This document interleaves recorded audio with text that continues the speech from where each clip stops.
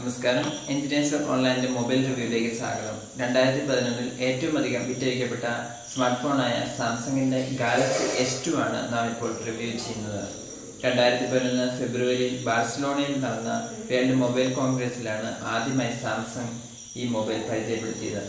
1.2 GHz dual core പ്രോസസ്സറോട് കൂടിയ ഈ smart phone ലോകത്തിലെ ഏറ്റവും ഭാരം കുറഞ്ഞ സ്മാർട്ട് ഫോണാണ്.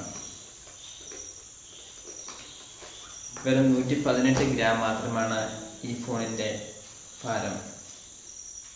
ഇതിന്റെ മെയിൻ ക്യാമറ 8 മെഗാ പിക്സലാണ്. സ്കൈപ്പ് വീഡിയോ കോളിങ്ങിനും മറ്റും ഉപകാരപ്പെടുന്ന 2 മെഗാ പിക്സൽ ഫ്രണ്ട് ക്യാമറയും ഫോണിന്റെ മറ്റൊരു സവിശേഷതയാണ്. 16 GB ആണ് ഇതിന്റെ internal memory. Micro SD card 32 GB വരെ ഇതിൽ സപ്പോർട്ട് ചെയ്യും. ആൻഡ്രോയിഡ് 2.3 ഓപ്പറേറ്റിംഗ് സിസ്റ്റം അടിസ്ഥാനമാക്കി ആണ് ഇത് പ്രവർത്തിക്കുന്നത്. മികച്ച ബ്രൗസിംഗ് സ്പീഡാണ് ഈ ഫോൺ വാഗ്ദാനം ചെയ്യുന്നത്. ബഫറിംഗ് ഇല്ലാതെ തന്നെ നിരവധി വെബ്സൈറ്റുകളും യൂട്യൂബ് വീഡിയോകളും മറ്റും പ്ലേ ചെയ്യുവാൻ ഈ ഫോണിലൂടെ സാധിക്കും. വിമർശകർ ഏറ്റവും അധികം വിമർശിക്കുന്നത് ഈ ഫോണിന്റെ ബാക്ക് ബോഡിയാണ്.